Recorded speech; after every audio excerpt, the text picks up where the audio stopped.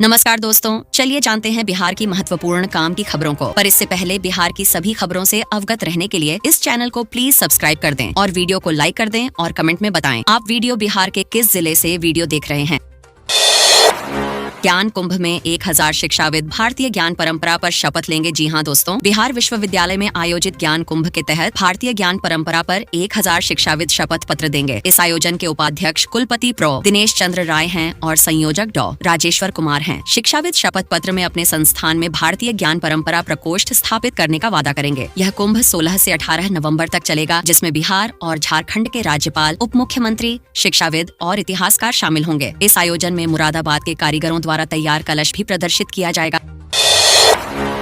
शिक्षा विभाग ने शिकायत के लिए 2 व्हाट्सएप नंबर जारी किए। जी हां दोस्तों, शिक्षा विभाग ने स्कूलों से संबंधित शिकायतों के लिए 2 अलग-अलग व्हाट्सएप नंबर जारी किए हैं। अपर मुख्य सचिव इन नंबरों पर प्राप्त शिकायतों पर नजर रख रहे हैं। पहला नंबर 92292221 शिकायतें दर्ज करने के लिए है। दूसरा नंबर 92292222 शिक्षकों की उपस्थिति, अभिभावक गोष्ठी, पुस्तकालय आदि से संबंधित शिकायतों के लिए है। इसके अलावा टोल फ्री नंबर 14417 और 180034454417 पर भी अभिभावक बिना शुल्क के शिकायत दर्ज कर सकते। चौथी, बिहार में ट्रांसफर नीति को लेकर शिक्षक संगठन और सरकार के बीच विवाद बढ़ा। जी हां दोस्तों, बिहार में शिक्षा विभाग की नई ट्रांसफर नीति को लेकर शिक्षकों में नाराजगी बढ़ गई है। शिक्षक संगठन इसे गंभीर समस्या मान रहे हैं, जबकि शिक्षा विभाग इसे केवल सोशल मीडिया तक सीमित विवाद बता रहा है। शिक्षकों का आरोप है कि नीति में विसंगतियां और सॉफ्टवेयर की गड़बड़ियां हैं, जिससे उनकी समस्याएं बढ़ रही हैं। शिक्षक संगठनों ने चेतावनी दी है कि यदि समस्याओं का समाधान नहीं किया गया तो वे न्यायालय का सहारा लेंगे। शिक्षा मंत्री ने नीति में संशोधन का आश्वासन दिया। शाहरुख खान को जान से मारने की धमकी देने वाला आरोपी छत्तीसगढ़ में गिरफ्तार। जी हां दोस्तों, शाहरुख खान को जान से मारने की धमकी देने वाले आरोपी को छत्तीसगढ़ में गिरफ्तार कर लिया गया है। पुलिस ने आरोपी के खिलाफ कड़ी कार्रवाई करते हुए उसे हिरासत में लिया और पूछताछ शुरू की है। मामले में बड़ा खुलासा हुआ है, जिसके तहत आरोपी ने अपने एक व्यक्तिगत विवाद के चलते यह धमकी दी थी। पुलिस ने आरोपी से पटना में डीजीपी के घर के पास तनिष्क शोरूम में लूट, सीवीसी फुटेज से खुलासा। जी हां दोस्तों, बिहार के पटना में डीजीपी के घर के पास तनिष्क शोरूम में अपराधियों ने पिस्तौल के बल पर लूटपाट की। सीसीटीवी फुटेज में अपराधी खुलेआम शोरूम में घुसते हुए और कर्मचारियों को धमकाकर 3 लाख रुपए के आभूषण और 50,000 रुपए नकद लूटते हुए नजर आ रहे हैं। घटना के बाद पुलिस ने जाँच शुरू कर दी है और लुटेरों की पहचान के लिए फुटेज की जाँच की जा रही है। इस घटना ने इलाके में असुरक्षा का माहौल पैदा कर दिया है। पुलिस की गश्त बढ़ा दी गई है। बिहार में नाबालिगों पर 7 साल से कम सजा वाले अपराधों में नहीं होगी प्राथमिकी। जी हां दोस्तों, बिहार पुलिस ने 18 साल से कम उम्र के बच्चों के खिलाफ 7 साल से कम सजा वाले अपराधों में प्राथमिकी न दर्ज करने का फैसला लिया है। इन मामलों को थाने की स्टेशन डायरी में दर्ज किया जाएगा। केवल जघन्य अपराधों में ही प्राथमिकी दर्ज होगी। पुलिस मुख्यालय ने किशोर न्याय अधिनियम के तहत नई मार्गदर्शिका जारी की है, जिसमें बच्चों को लॉकअप में न रखने और निःशुल्क कानूनी सहायता प्रदान करने के दिशा निर्देश दिए गए हैं। इसके अलावा जिला स्तर पर विशेष किशोर पुलिस इकाई का गठन भी किया गया। जनसुराज उपचुनाव में बदलाव का कारण बनेगा, लेकिन बड़ा परिणाम नहीं मिलेगा। जी हां दोस्तों, बिहार के उपचुनाव में जनसुराज ने भले ही कोई सीट न जीती हो, लेकिन उसकी वजह से किसी की हार और किसी की जीत तय होगी। प्रशांत किशोर का यह पहला चुनावी प्रयास है जिसमें वह दोनों प्रमुख गठबंधनों के वोटरों में सेंधमारी कर रहे हैं। हालांकि उपचुनाव से सत्ता में कोई बड़ा परिवर्तन नहीं होने वाला। यह परिणाम आगामी विधानसभा चुनाव के लिए संकेत होगा। पीके को साबित करना होगा कि वह किसी बड़े राजनीतिक बदलाव के वाहक बन सकते हैं या फिर अपनी राजनीति छोड़ देंगे। सम्राट चौधरी ने चुनावी सभा में दी चेतावनी, राजद पर किया हमला। जी हां दोस्तों, कैमूर के रामगढ़ में चुनावी सभा को संबोधित करते हुए सम्राट चौधरी ने अपनी पार्टी के समर्थकों को धमकी दी कि अगर किसी ने उनके लोगों के साथ गलत किया तो उसे भभुआ जेल में डलवा दिया जाएगा। इस दौरान उन्होंने राजद पर हमला बोलते हुए कहा कि उनकी पार्टी गरीबों को लूटने वालों को बचने नहीं देगी। मुकेश सहनी ने महागठबंधन की जीत का दावा किया। गरीबों और पिछड़ों के अधिकार की लड़ाई जारी रखेंगे। जी हां दोस्तों, बिहार के पूर्व मंत्री और विकासशील इंसान पार्टी वीआईपी के नेता मुकेश सहनी ने सोमवार को उपचुनाव में महागठबंधन की जीत का दावा किया। सहनी ने कहा कि यह उपचुनाव एक टेस्ट मैच जैसा है, जिसमें महागठबंधन के सभी प्रत्याशी विजयी होंगे। उन्होंने यह भी कहा कि अगर महागठबंधन की सरकार बनी तो बिहार में 1 नंबर की कुर्सी तेजस्वी यादव की होगी और दूसरे नंबर की कुर्सी पिछड़ों की होगी। सहनी ने गरीबों, पिछड़ों और दलितों के अधिकार के लिए अपनी पार्टी की निरंतर लड़ाई जारी रखने का ऐलान किया। IMD ने बिहार वासियों को ठंड से सतर्क रहने की दी सलाह, तापमान में गिरावट जारी। जी हां दोस्तों, मौसम विभाग IMD ने बिहार वासियों को कड़ाके की ठंड से सतर्क रहने की सलाह दी है, क्योंकि राज्य के कई इलाकों में तापमान में तेजी से गिरावट हो रही है। पटना सहित अन्य जिलों में ठंडी हवाओं का असर बढ़ने से ठंड का सामना करना पड़ सकता है। मौसम विभाग ने कहा कि आने वाले दिनों में तापमान और गिर सकता है। साथ ही कोहरे की चादर भी कई इलाकों में बिछ सकती है, जिससे विजिबिलिटी कम होगी। लोगों से अपील की गई है कि वे गर्म कपड़े पहने और ठंड से बचने के उपाय करें। बिहार के 10 प्रोजेक्ट प्रयास 24 के लिए चयनित। केवी गन्नीपुर की छात्रा का जल प्रदूषण समाधान प्रोजेक्ट भी शॉर्टलिस्ट। जी हां दोस्तों, बिहार के विभिन्न स्कूलों के 10 प्रोजेक्ट प्रयास 24 के लिए चयनित हुए हैं, जिसमें पटना के केंद्रीय विद्यालय गन्नीपुर की 12वीं की छात्रा एंजल साक्षी का जल प्रदूषण समाधान प्रोजेक्ट भी शामिल है। साक्षी ने जलीय पौधों के माध्यम से जल प्रदूषण को समाप्त करने का मॉडल पेश किया। ये प्रोजेक्ट NCERT की प्रमोशन ऑफ रिसर्च एटीट्यूड योजना के तहत चुना गया है, जो बच्चों में वैज्ञानिक सोच को बढ़ावा देने के लिए है। साक्षी ने बताया कि यह प्रोजेक्ट उनके बचपन के अनुभवों से प्रेरित है। JDU नेता खालिद अनवर ने विभाजनकारी नारे का किया विरोध, NDA में बढ़े मतभेद। जी हां दोस्तों, JDU नेता खालिद अनवर ने सोमवार को विभाजनकारी नारों का कड़ा विरोध किया। उन्होंने कहा कि उनकी पार्टी कभी भी समाज को बांटने वाले नारों का समर्थन नहीं करती और हमेशा सभी धर्मों और समुदायों का सम्मान करती है। अनवर ने कहा कि राजनीति में ऐसा नहीं होता और JDU का सिद्धांत है कि सभी को समान दृष्टिकोण से देखा जाना चाहिए। इस बयान से NDA में मतभेद की स्थिति साफ हो रही है, जो आगामी चुनावों में गठबंधन के लिए नई चुनौतियां उत्पन्न कर सकती है।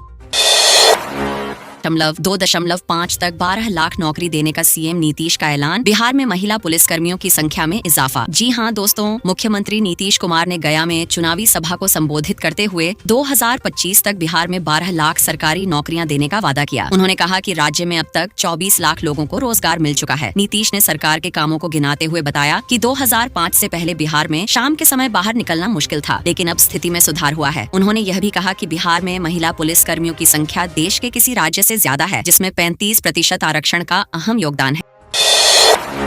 ठंड का हल्का असर, 21 नवंबर से बढ़ेगी सर्दी। बिहार और यूपी में मौसम रहेगा साफ। जी हां दोस्तों, बिहार और यूपी में ठंड का हल्का असर अब दिखने लगा है। सुबह और शाम के समय लोग गर्म कपड़ों में बाइक चलाते नजर आ रहे हैं। मौसम विभाग के अनुसार 15 नवंबर तक यूपी में मौसम साफ रहेगा, लेकिन 21 नवंबर से बिहार में ठंड बढ़ने की संभावना है। न्यूनतम तापमान में धीरे धीरे गिरावट हो रही है और पटना सहित कई जिलों में सुबह और शाम को हल्का कोहरा भी दिखाई दे रहा है। विभाग ने बताया कि अगले कुछ दिनों तक तापमान में कोई खास बदलाव नहीं होगा, लेकिन 21 नवंबर के बाद सर्दी बढ़ सकती है।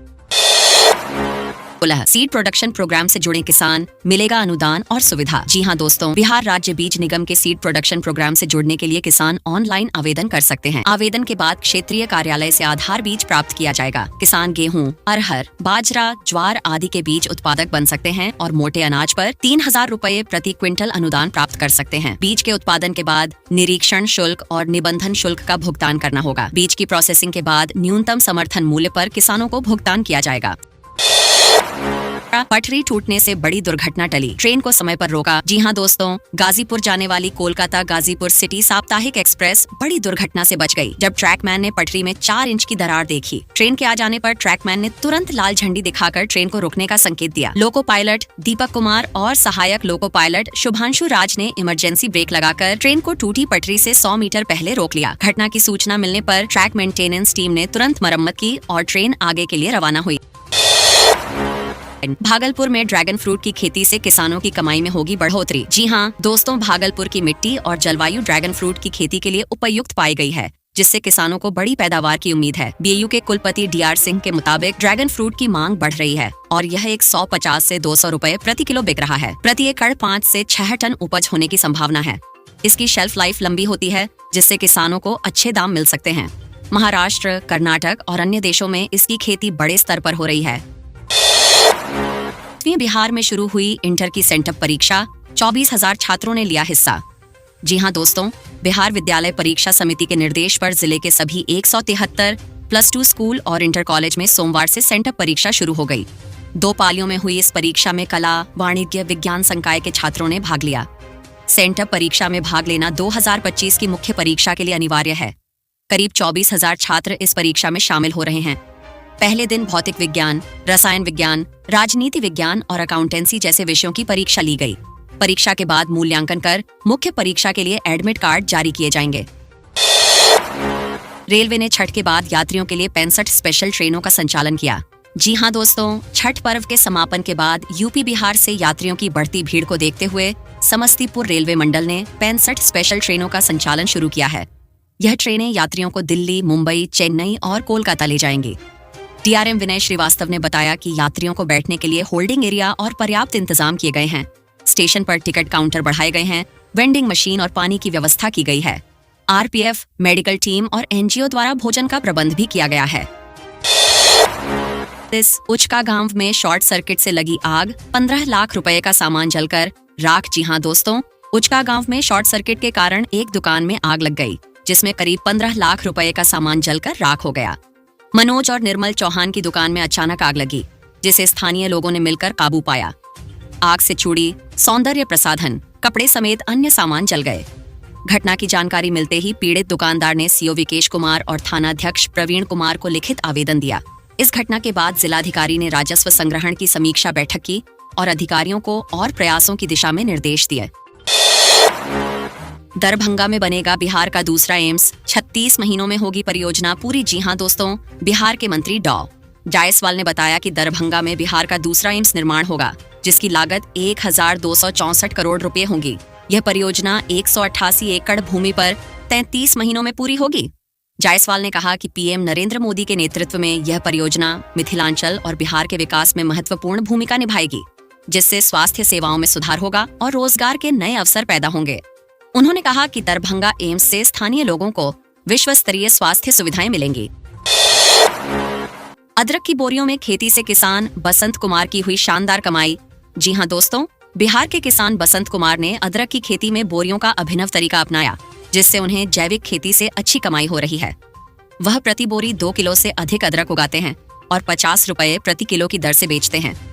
बसंत का कहना है कि जैविक खाद और वर्मी कंपोस्ट के इस्तेमाल से अदरक की पैदावार में सुधार हुआ है, जिससे उन्हें हर साल 4 से 5 लाख रुपए की कमाई हो रही है। अब वह अपनी बोरियों की संख्या बढ़ा रहे हैं, क्योंकि उनकी फसल की मांग औषधि उद्योग में भी बढ़ी है।